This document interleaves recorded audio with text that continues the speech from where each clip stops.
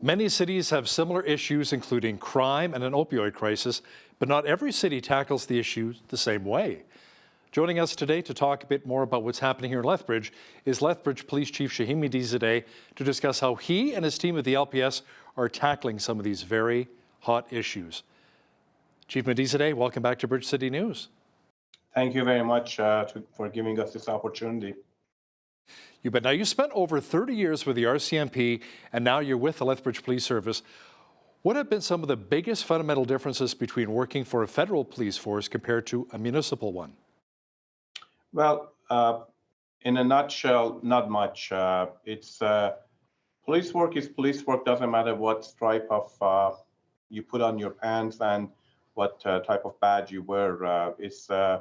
It's all about providing the service to the community. And as you know, with the RCMP, the only difference was that because it's a much larger organization with their hands into both federal and frontline policing, there were some different opportunities. But again, all police forces in this country, regardless of where they are or what badge they wear, their purpose is to serve the community and citizens. So, Chief Mehdizadeh, what are your thoughts on the province potentially bringing in a provincial police force and no longer using the RCMP?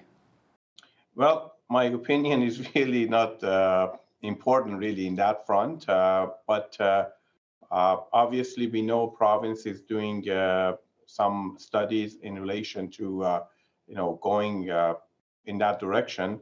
What I can offer, though, is as an RCMP member for almost 32 years, I know RCMP, not just in Alberta, but in any other province or territory that they serve, they provide great service to the citizens. And but again, it's a decision that the province has to make, and I don't think my opinion really matters. Now, when he was Justice Minister, Casey Mudu asked you to submit a report a couple of times discussing how the Lethbridge Police Service has changed, more accountability, transparent, and have a better culture. Is that settled now? Is the province happy with your reports? Well, we obviously, when the report was submitted, we had to send it a second time because minister wanted more information into the different areas. So which we added those and resubmitted the report. But when you look at the report, Al, we've made that public, the highlight of the report. The report wasn't about stuff that we were just starting. This stuff we had started a long time before minister got engaged and basically gave us that direction. We basically compiled all the initiatives that we were already working on based on the gaps we had seen within the organization, both internal and external, to try to come up with solutions. And we basically, our report is compilation of all the initiatives that we had already started to assure the minister and his office that this department wasn't a department that existed in 2017, 2018. We are moving forward. And today I'm very happy to say that we have moved forward. There were some unfortunate incidents during that time period that we're still dealing with, and they're under basically hearings and investigations. But those incidents don't define our organization today. And we have moved forward. And from the beginning, I've also asked people to just move forward with us. And we certainly reflect on the past, the mistakes that were made, the misconducts that were exhibited. But I'm more focused on looking at today and tomorrow versus staying in the year 2018. By me doing that, it's not going to serve this community or any citizen anything. So has the province said to you specifically there are more issues that need addressing, or do you think it's all been covered now? I believe we've covered that. From my perspective, our problems in Lethbridge, with Lethbridge Police, we're not unique. Unfortunately, these kind of behavior have been exhibited other places as well. In our case, it was more political, but we've taken huge measures to actually move forward to make sure that behavior like that basically, we have clear policies, we have clear protocols to make sure our employees don't engage in those type of activities. But we all know humans, I can't guarantee that nobody ever does. Same as any other police department. I'm sure you agree that you can read these things for other police departments when people commit acts of misconduct. I think the important thing is when we actually identify those, we deal with them swiftly and hold people accountable. And but again, holding people accountable, it has to be done through a legal process, respecting other people's rights and everyone's rights, because everyone, even if you're a criminal, you still deserve to be treated with respect and through the legal processes we have in this country. For we at no time we can really go outside of those posts, because if we do, it's actually going to give those people who commit acts of misconduct a way out, because we are not respecting their rights. What were your thoughts when Casey Mudu was blasted for calling the Edmonton police chief to chat about a distracted driving ticket? Now, what would you have said to Mudu if he would have called you and said, hey, I received this distracted driving ticket here in Lethbridge, can we talk about it? Well, I don't really want to comment on that, because as you know, even the nature of the call, etc., that's under investigation. But in my case, as a chief of police, if someone calls me about a ticket, my quick response to them would be paid. I've got myself, I have to admit it, photo radar tickets that I just go pay. And really, at the end, that's just the way it goes. But again, I can't really comment on that specific incident because I wasn't involved. And as I've said before, I'm sure you heard me say that before, even when a lot of the media was, attacking us, and even some of our prominent citizens here, all I ask people is just wait for the facts to come out. And I believe in this case, that's the exact same position I'm going to take. Is there's an investigation going on, and I think we all need to wait for the facts to come out, and then we can make our own assumptions based on those facts. So Chief Mehdizadeh, let's talk about crime here in our city in Lethbridge. What kind of crime are you seeing specifically right now, and how much of it is tied in with our drug crisis? Well, majority of the crime that's really brings us to, brings our crime up are basically property crimes, and more important than that, opportunity crimes. And these are directly tied with the drug crisis and addiction issues and homelessness, etc., that we see in the city. One thing I'm very proud to say that from the department perspective, first of all, I came here August of 2020, and in 2020, as you know, we saw a 3% reduction in crime, and that trend has continued in 2021. I think we are going to see almost an 8% reduction in crime in our city. That's reflective on two fronts. Number one is obviously what the department is doing. We are more intel-led in our policing approach. We are using our analytical and intelligence much better to be more focused on where the police needs to be and who we need to target.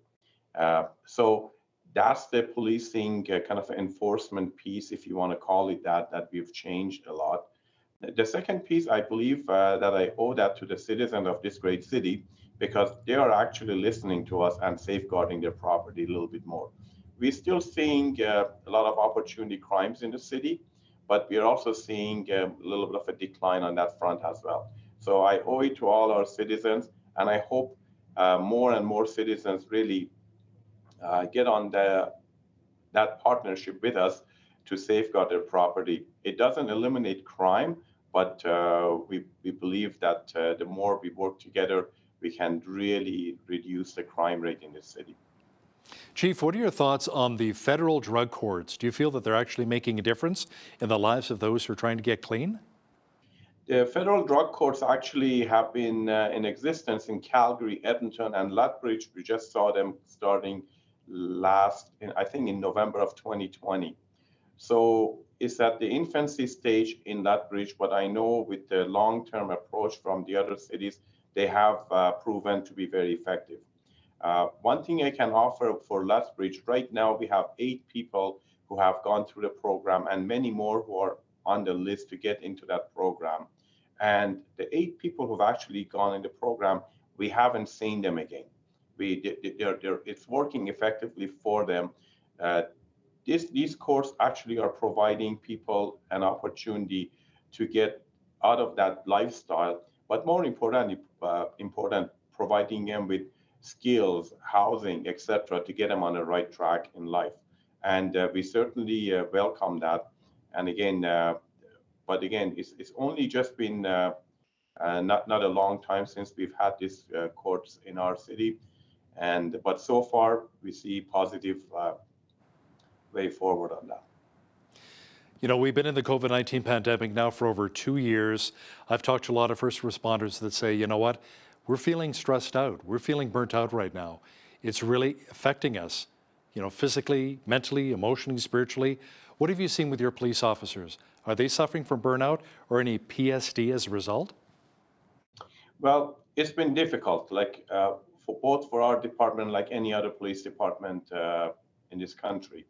Policing is a business that we can't just stop working just because of pandemic and COVID. 911 calls are made. The expectation from the public is for police to show up and give them the service they deserve. But it's been difficult because our officers are human beings, same as other people. We've had officers who have had to isolate and go through the process of getting better because of the virus. That puts a lot of pressure on the people who are working, and also there's a whole bunch of other elements on that because in as much as police is required to safeguard people's health, etc., we also the people who have to go ensuring that everyone's rights are protected. When you look at the protests that are going on right now, we want to ensure that our citizens have a right to peaceful protest and getting their message out, but at the same time safeguarding the safety of other people to make sure other people's rights aren't stepped on. So it's a balancing act. So the resource pressure is one element, but there are other challenges that come in our world when you're dealing with this sort of environments, how they're actually putting more stress on the police. But I'm quite proud of this team because we've been able to provide very effective relationship and policing, even in cases of when there are protests, etc., to work effectively with the organizers to make sure they're respectful and they're peaceful, get their message out, and at the same time not disturb other people. And this team has done a fantastic job balancing all those things to serve every citizen. So what help is readily available to your officers who may be suffering from PTSD and burnout? We have a group of psychologists right in our city to provide immediate assistance to anyone who asks for help right away. We have an amazing chaplain who's constantly in communication with our police officers and every employee here to make sure to listen to them and provide the support that they need. And we have obviously many different programs within the organization for people when they identify someone is not feeling well and they are not doing well, they can kind of reach out and put a hand on their shoulder and try to guide them in the right direction. As you know, we even introduced an wellness app last year on all the phones that our officers have, just to check their own temperature at times to see how they are doing. Mental health is a condition that until the individual doesn't, if they take an active role in getting the help they need when at the right time, that's the best approach to deal with mental health. Unfortunately, sometimes when the department comes across a situation that the officer needs help, at times it's too deep into the issue, and we have to obviously wait much longer for our employees to get back and to be healthy again.